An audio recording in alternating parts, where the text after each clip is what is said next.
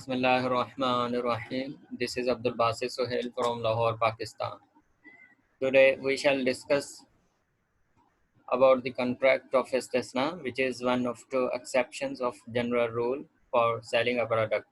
General rule is that seller must possess what he is selling, but Salam and Istisna are two exceptions to this general principle.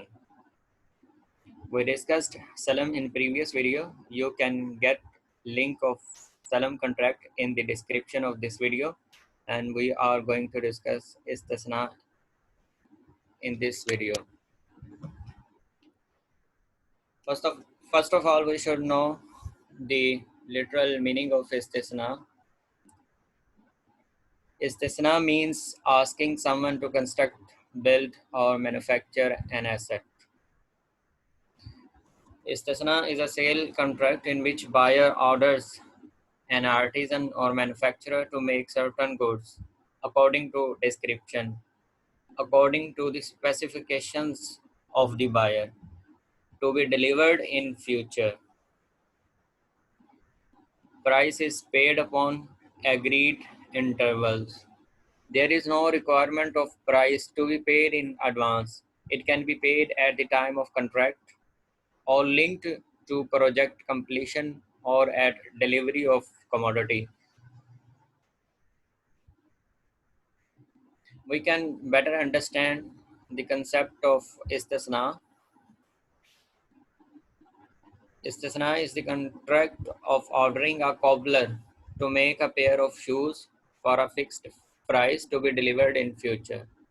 But here we should keep in mind the material used for shoes should be provided from the cobbler, not from the buyer, because this is the main condition of istisna, that manufacturer should provide the raw material.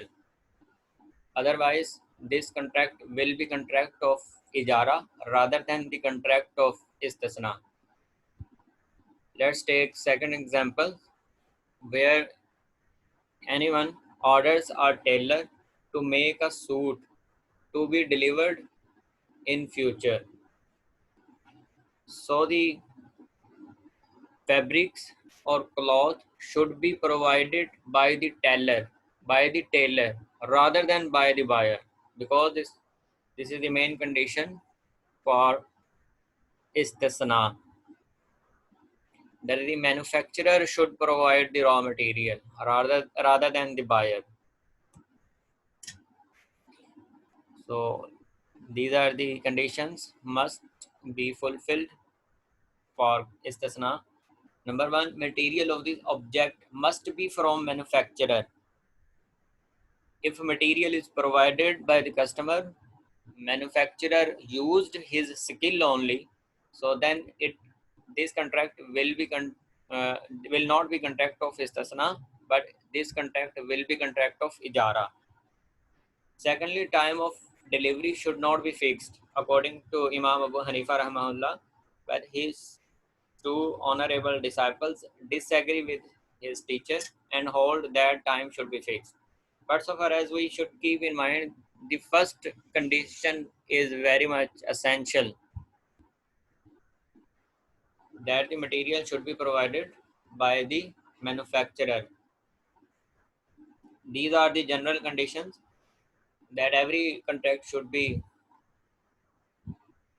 according to these conditions. Subject of istisna should be precisely mentioned in, in terms of kind, quality, and quantity.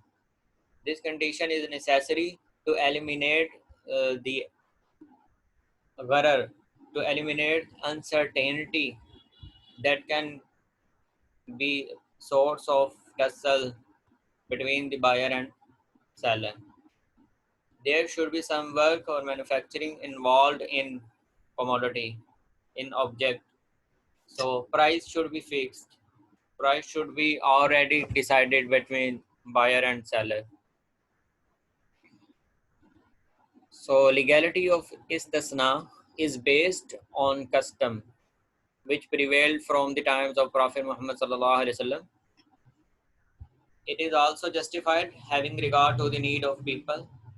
So the legality of istisna is also based on istihsan. Istihsan is juristic preferences. Istihsan is one of secondary sources of Shariah after ijma and qiyas. Istisna is method of reasoning initially introduced by a Hanafi school of thought but later accepted by other schools of fiqh. In istihsan, if the application of qiyas leads to hardship, if the application of qiyas is causing hardship for the people, so a decision that will remove hardship from the people will be preferred over qiyas. So that hardship will be removed by the way of istihsan, juristic preferences. So legality of istihsan of istisna is based on istihsan.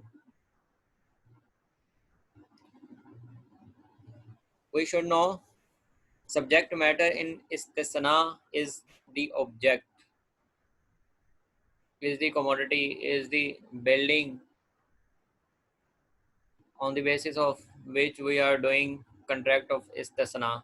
Subject matter of istisna is always a thing which needs manufacturing. If any commodity does not need any manufacturing, so we cannot do istisna for that. Price of contract can be paid any time during the contract with the mutual consent of buyer and seller. By completion of work and handing over the object to the purchaser, the contract of istisna can be concluded. By the death of manufacturer, if the legal heirs do not have ability to continue the task, so then by the death of manufacturer, the contract of istisna can be terminated. Islamic banks and financial institutions use istisna as a mode of financing. They finance the construction of houses, factories, or the piece of land belonging to a client.